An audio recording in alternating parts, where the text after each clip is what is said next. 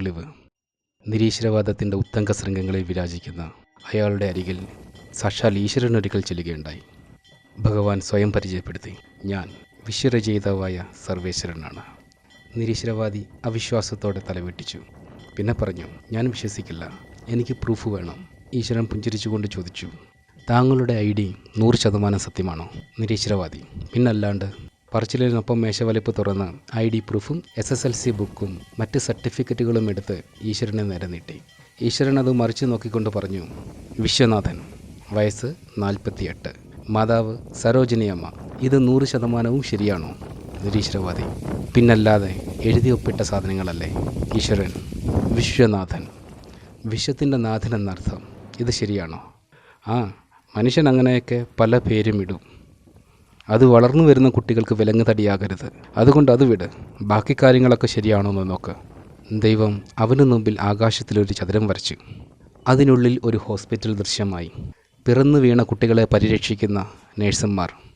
അപ്പോൾ ജനിച്ച കുട്ടിയെ മാറ്റുന്നതിനായി അവരടുത്ത മുറിയിലേക്ക് നടക്കുന്നു. അവിടെ കിടക്കയിൽ കിടക്കുന്ന അമ്മയെ നോക്കി നിരീശ്വരവാദി, എൻ്റെ അമ്മ. അതെ, നിൻ്റെ അമ്മ തന്നെ. അടുത്ത് കിടക്കുന്നത് നീയാണ്. നീ നിന്നെ കാണുന്നുണ്ടോ?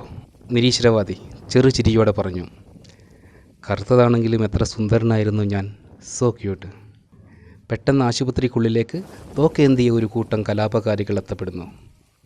പലരെയും അവർ കൊന്നു തള്ളുമ്പോൾ അമ്മമാരും ബന്ധുക്കളും താങ്കളുടെ കുട്ടികളെയും എടുത്തു ഓടുന്നു. നിരീശ്വരവാദി ഭയന്ന് വിറച്ചു, അയ്യോ, എൻ്റെ അമ്മ. ദൈവം, കാണ്. അമ്മയെ താങ്ങി എഴുന്നേൽപ്പിച്ച് നടത്താൻ ശ്രമിക്കുന്ന അച്ഛൻ. അമ്മയുടെ കണ്ണുകൾ നഴ്സറിയിലേക്ക് നീളുന്നു. എൻ്റെ മോനെ എന്നലറി വിളിച്ച് അവർ കരഞ്ഞപ്പോൾ ഭർത്താവ് അവരെ കട്ടിലിലിരുത്തി നഴ്സറിക്ക് നേരെ ഓടുന്നു. നഴ്സറിയിൽ നിന്ന് കുട്ടിയെ എടുത്ത് ഓടി ഭാര്യയ്ക്കരികിലെത്തി. അവരുമായി രക്ഷപ്പെടാൻ ശ്രമിക്കുമ്പോൾ നിരീശ്വരവാദി ദൈവത്തെ തോണ്ടി വിളിച്ചു, ഒരു ശകലം റിവൈൻഡ് അടിച്ച്. ദൈവം ഓടിപ്പോയ ദൃശ്യങ്ങളെ വീണ്ടും സ്ക്രീനിൽ തിരികെ കൊണ്ടുവന്നപ്പോൾ അയാൾ പറഞ്ഞു, നോക്ക്, ഞാൻ അമ്മയോടൊപ്പം കിടന്നപ്പോൾ കറുത്തതല്ലായിരുന്നു. ഇപ്പോൾ ദാ അവരുടെ കയ്യിലിരിക്കുന്ന കുട്ടി വെളുത്തതാണ്. അത് ഞാനല്ല. ദൈവം, അത് നീയല്ലേ? പിന്നെ നീ ആരാണ്?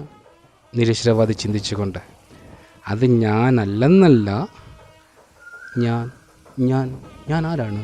ആരുടെ കുട്ടിയാണ്? ദൈവം, പ്രൂഫ് വേണ്ടേ ഞാൻ ദൈവമാണെന്നതിന്? നിരീശ്വരവാദി, വേണ്ട, ആദ്യം ഞാൻ ആരാണെന്ന് ആദ്യം തെളിയിക്കുക പ്ലീസ്.